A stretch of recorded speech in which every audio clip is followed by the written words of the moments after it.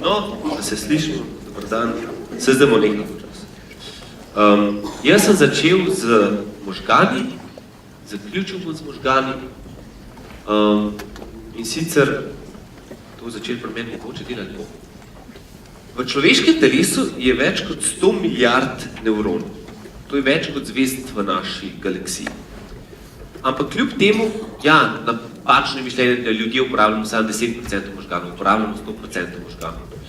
Dejstvo pa je, da uporabljamo 10% potencijala možganov. Zakaj? Zato, ker se nekateri od teh nevronov med sabo ne sporazumevajo, ne komunicirajo, ne sodelujejo. In podobno je z marketingom. Marketing, to moram tako držati, v marketingu imamo isti problem. Delamo vse, malo tam SEO-ta, malo lead generationa, malo nurturinga in kup milijon teh zadev, ki obstajajo. Ker te zadeve med sabo ne komunicirajo, izkoriščamo natančno 23,04% potencijala. To je za Slovenijo, sem zračun. Tako ga zanima kako. Evo, vprašanje. Vzel sem cirka 90,000 transakcij, ki smo jih zabeležili lansko leto, pogledal za vseh 90,000 transakcij Consumer Decision Journey. Kjeri kanali so se uporabljali posameznih transakcij in iz tega ven izračunal tudi, kakšna je vrednost vseh transakcij bila in kakšna je bila vrednost transakcij, kjer se je uporabljal zgolj en kanal. Dejansko vidimo, da kjer se uporablja zgolj en izoliran kanal, komunikacijski ali pa trženjski. Vrednost teh transakcij je samo 23,04% vsega transakcijskih. Tako da ja, ni čisto scientifically proven method, ampak približno vidimo, če se ukvarjamo samo z enim kanalom, praktično smo bili 75% od tega, kar dejansko se prinaša vrednost na naši spletni strani. Da je še huj.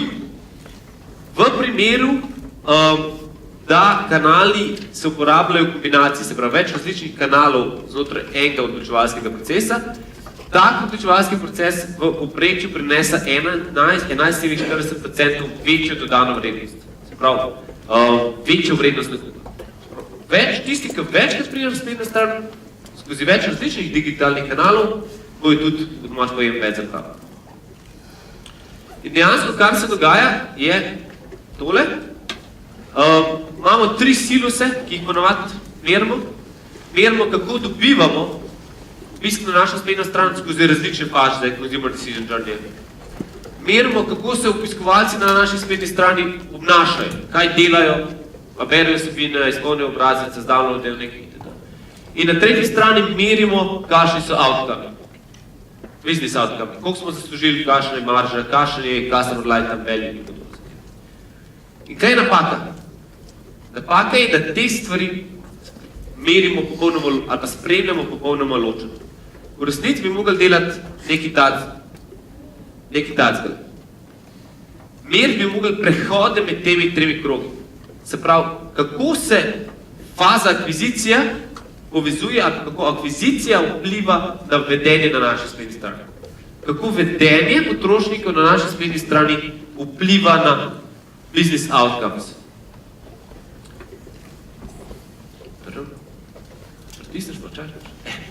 Torej, fokusirati se moramo na celotni Consumer Decision Journey. In začeli smo klele. Danes smo zelo veliko poslušali temu, da je treba delati uporabljati različne digitalne kanale, da generiramo nov traffic na spletni strani. Ali to govorimo o popolni generaciji novih kontaktov, lead generation, ali govorimo o kasneji nurturingu, ampak govorili smo in o optimizaciji spletne strani, in o search oglaševanju, o offline medijih, mogoče malo manj, o socialu zdaj na koncu, govorili smo o remarketingu in mogoče iz remarketinga naprej hot topic, real-time meetingu, o lead scoringu, email marketingu, transactional emailih in podobnih zadev. Super. Zdaj znamo super generirati obisk na spletni strani. Potem smo govorili v drugi fazi, v behavioru. Govorili smo o vsebini, predvsem v prvi fazi. Vsebina je kraljica na internetu. Od video, white paperov, e-bookov, PR-a, blogov, pa še kaj obstaja. Ampak vsebina je, ok, imamo jo, kaj pa zdaj, kako se vedejo potrošniki na spletni strani. Peter je prej super razlagal optimizacije in konverzije in optimizacijo uporabniške izkušnje na spletni strani. To bomo tudi super potrebno. In tretja stvar, govorili smo o outcomih.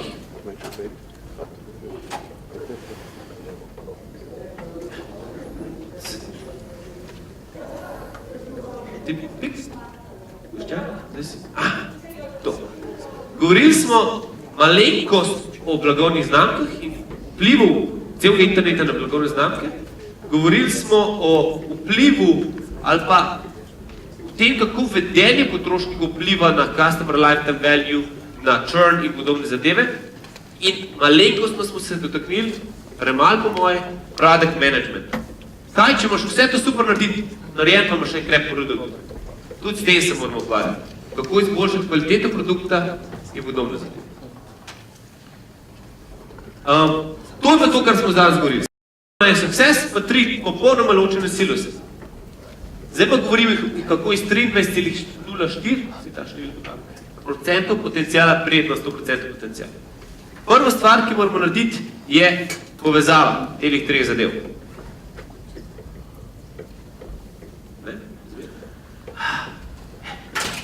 Se pravi, kako te 3 zadeve med sabo povežemo? Ena od metrik, oziroma ena od pomembnih zadev je, kakšen je efekt, kakšen je vpliv različnih consumer decision journey-ov na customer lifetime value. Najprej, Tarek je super govoril, meriti moramo customer lifetime value. Kdo ga meri? 3 the best. Kdo ve, kakšna je dejanska vrednost, ne da sem zmeri customerja? 1? Ok, pa je zakompliciran, zdaj pa rečem, ni važno, kakšna je vrednost customerja, važno je glede na, kako smo ga dobili, kakšen persona je ali pa kjer segment spada ta customer, kakšna je zdaj vrednost tega customerja. Se pravi, ali potuje skozi en način, skozi drug način, ali skozi tretji način, skozi consumer decision journey, različne vrednosti prinaša.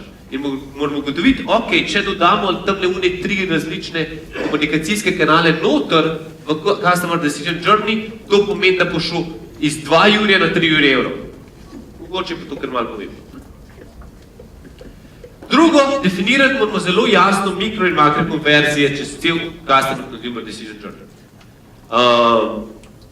Govorimo o generiranju bolj long-term poslovnih metrik ali pa long-term business efektov. Tle je sam sample, ne uporabljam tega, to je sample od enega našega načinja. Kaj so metrike, kaj so KPI, ki jih bomo spremljali, imajo dolgoročne poslovne učinke? Kaj so KPI, ki jih bomo spremljali, imajo srednjeročne poslovne učinke in kaj ima takošne poslovne učinke? Tle ponavadi govorimo predvsem na. In govorili smo o tem, da moramo razumeti, kako celo uporabnik potuje čez cel CD. Predvsem ne kako potuje, ampak koliko je teh transakcij oziroma prehodov med različnimi digitalnimi kanali. Koliko interakcij potrebujemo, kako se kanali med sabo izmenjujejo in kakšna je dolžina nakupnega procesa. To moramo malo vedeti, da znamo načrtovati. Da se nam to tako vidi, gospodine. In ta report se malo že Boštjan dotaknil prej, na koncu generiramo za to fazo povezovanja različnih silosov med seboj, Outcomes Report. Outcomes Report zame en izmed najbolj pomembnih reportov, kar smo jih kdajkoli spravili skupaj, je predvsem zaradi tega, ker vidim cel CDJ, cel odločevalski proces, segmentiran lahko ali po digitalnih kanalih, ali po source mediju, ali pa po katerikoli drugi segmentaciji in videti, kjer viri najbolj vplivajo na kjer del nakupnega procesa. Kje smo najbolj uspešni in kdaj moramo uporabnika ciljati preko maila, kdaj preko Facebooka, kdaj preko Googlea, kdaj preko I don't know what, 40. Torej, ok, zdaj smo povezali, zdaj smo pa dodali gor, da mi piše website. Spletna stran, a kdo meri v bistvu na spletni strani? Zdaj vem, koliko nas še pogleda. Ok, to je simpel. Merjenje obiska na spletni strani je simpel. Pa gremo govoriti malo naprednih zadev. Eno je Boštjan že omenil. Kako videti, ali imamo vsebine na spletni strani dobre ali ne? Primer blog pa ni sam blog. Pri nas, tako kot je povedal prej Igor, pa Boštjan je že omenil itd., pri nas v redovniku morajo vsi pisati blog, pika. In pa, da jih je še malo bolj pozoriram, smo postavili še rekord, sem res rekel, jaz hočem pa videti, koliko dobre bloge pišete, in je Boštjan lepo naštimo metriko, oziroma rekord zame, koliko procentualno ljudi preskrole in prebere blog do dna. In točno vidimo klele, kjeri so nad poprečjem, kjeri so pod poprečjem, ok, 8, ko bomo izločili, kaj je bilo 33. 5, branjev, ki nas preko, kdo je to pisal, plača dol. Ok, to je en, se pravi vsebina. Drug? Ja, to je pisal zelje. Ampak je dober blog, sam moraš razumeti. Peter treba razumeti.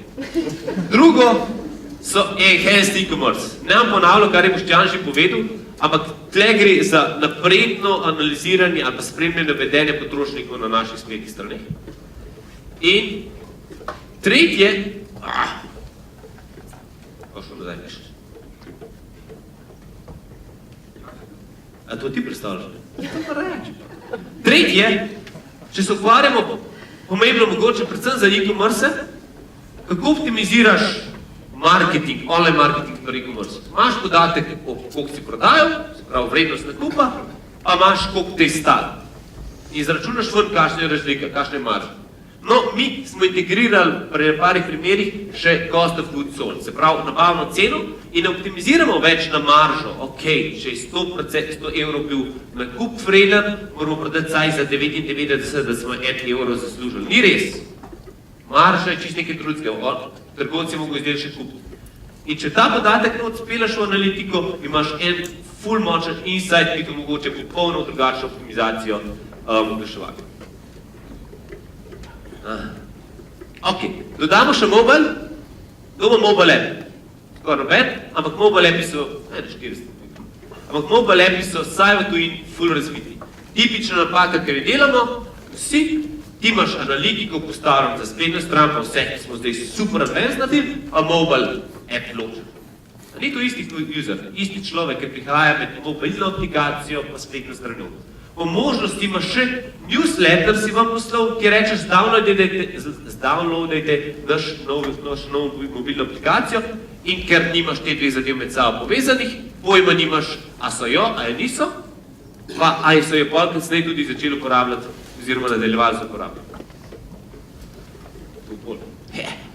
Zdaj dodamo še bolj kompleksne zadeve. Gremo ven iz mobile, digital sveta. Dodamo ERP in dodamo CRM. CRM je že Boštjan malo govoril, bom zdaj jaz, dela, ampak CRM je hud insight, ki poveže vaš offline business svet z digitalnim svetom.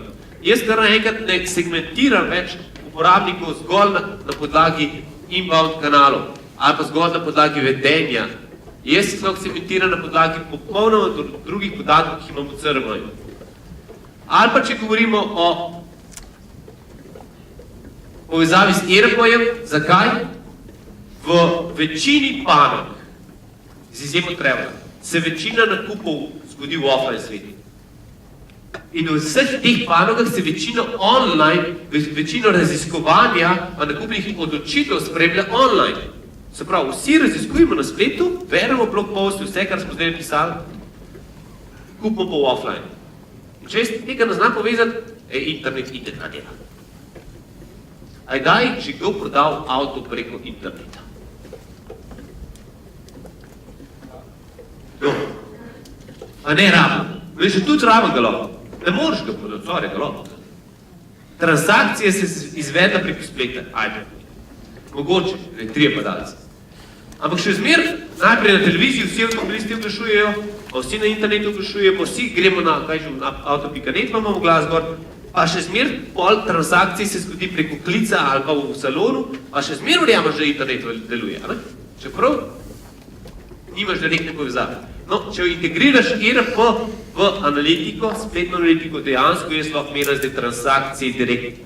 Lahko vem, da je Andraž gledal bannerček za novo televizijo na spletu, kliknil na njega, prišel na spletno stran, nič ni kupil, čez 3 dni je Andraž kupil to v fizični trgovini in znam to linkat med sabo. Kaj smo zdaj dodali? Store. Zdaj ne samo to, da jaz vem, da je kup Kaj pa če ni kupil? Kar pa ne govori o predictive analitiki. Predictive analitika za pravilno delovanje ne potrebuje samo pozitivnih caseov. Nujno potrebujemo negativne case, ker na podlagi tega se zgradijo odločitveni sistemi. In mene zanima, kaj se zgodi, ali pa kaj se dogaja z uporabniki v trgovini. Dejansko lahko mi merimo v povezavi s spletno analitiko, kako se uporabnik v vaši fizični trgovini giblja med policami. Ok, prišel tlele do tablic, pa je 20 minut klep. Pa je šel dol. Ok, prvi added value, ja, lahko optimiziraš postavitev svojih izdelkov v trgovini. Ampak več kot to, jaz lahko dejansko spet to povežem z tem, kaj ta uporabnik prej ali kasneje, tam prej, ali kasneje počel na internetu. A je lihkar prebral en full dober blog post, da je Sony objavil novo tablico. A Sony ima tablico? Ok, Sony objavil novo tablico. In je prišel zaradi tega čez 3 dni v trgovino, ali ne? Jaz sem iPad, pa ura tudi mena dela. Kakšni konci, ni konc, reš konc? Vse sem na konc, sem še 40 slajdov. Ok, kaj smo zdaj da Internet of Things? Internet of Things, the best. Prva zadeva, ki jo merimo, to sem letos Balan že 36krat povedal, je vreme. Kako vreme dejansko vpliva na online konverzije? Imamo case v Sloveniji, ki zajemamo, mislim, da nekaj čez 200 avtomatskih vremenskih postaj, za vsakega userja v vsakem trenutku, ki na spletni strani nekaj refresha, klikne, whatever naredi, zajemamo temperaturo in kakšno vreme na njegovi lokaciji in to mečemo v tem, ali je, če je jasno, pa 13,8 stopinj v Mariboru, više konverzija, pa prodaja pa nižja konverzija. In kaj smo danes naredili? Tlele gor smo namestili termične senzore, ki merijo vašo telesno temperaturo in na podlagi tega ima jaz live screen, statistiko in vem, kdaj moram pohiteti in kdaj se moram umiriti. Kdaj ste živčni? Kdaj pa res? Ok. Zakaj smo danes tukaj? Začel sem pa počel bom s tem, ko šlo naprej. Zdaj sebe gledam. Audio. Ščate gledam. 3 cilje imamo. Prvi cilj je optimizacija digitalnega marketinga. Takole bo izgledala na začetku. Super bo, not really. Imeli boste ful veliko obiska v prvi fazi, pa ben naušel naprej v prekupnem procesu, prodajnem procesu, whatever. Prvo napako, kar ne nares, ne se s tem ubadati. It's useless. Ubadajte se s tem. In bo se zgodilo, zdaj šlo naprej. Ok. Druga.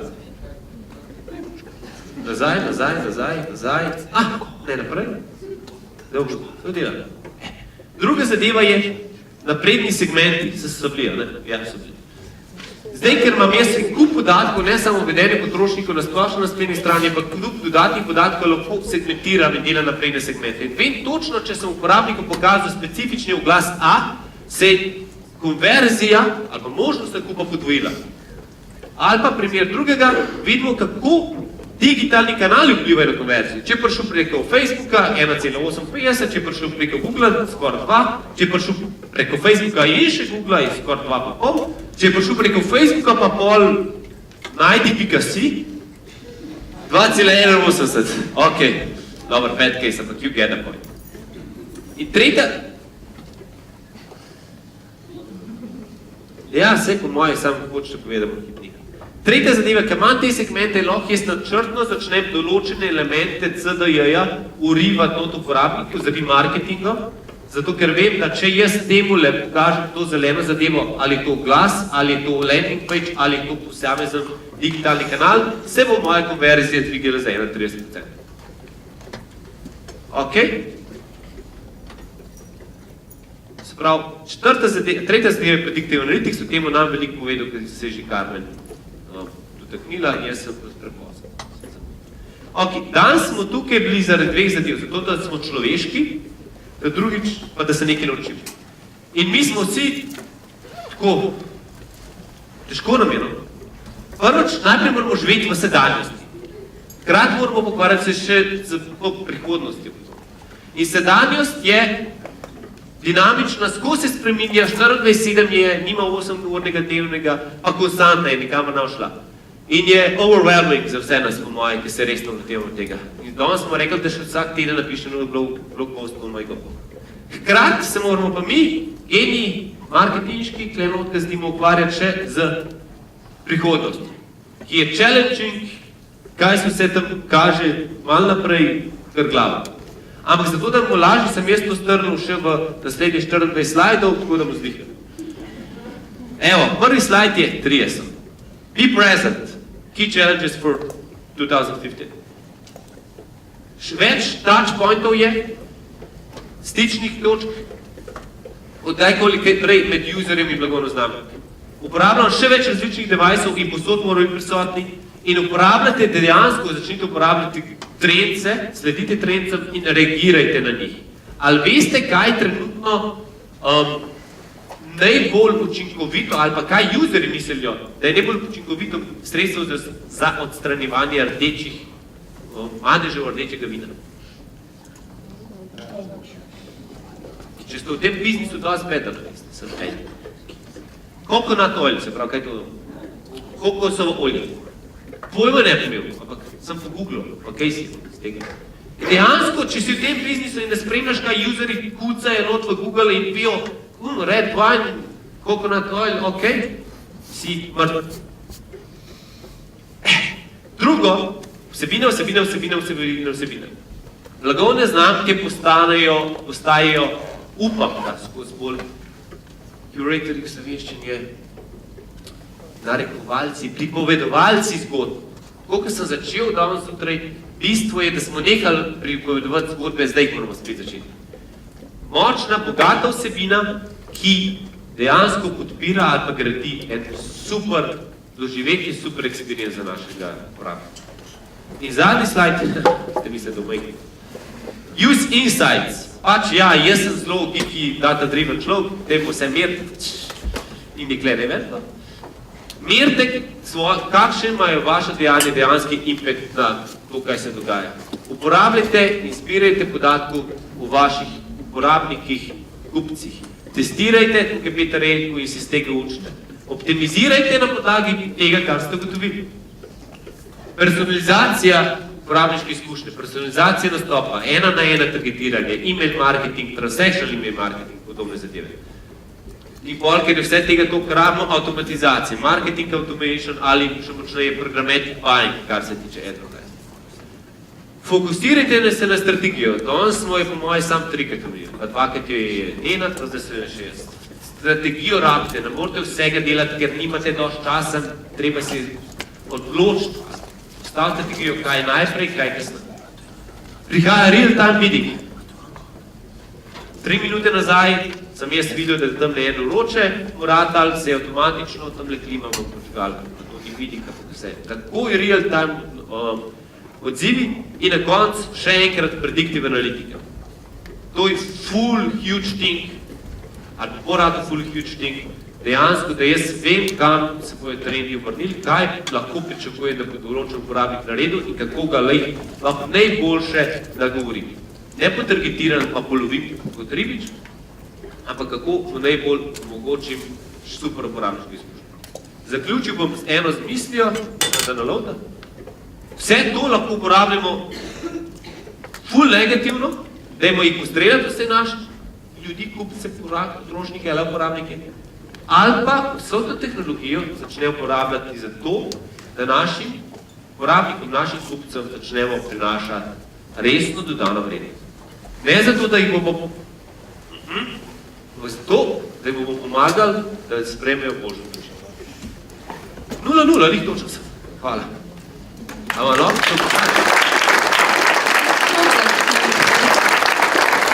Ok, hvala Andraž.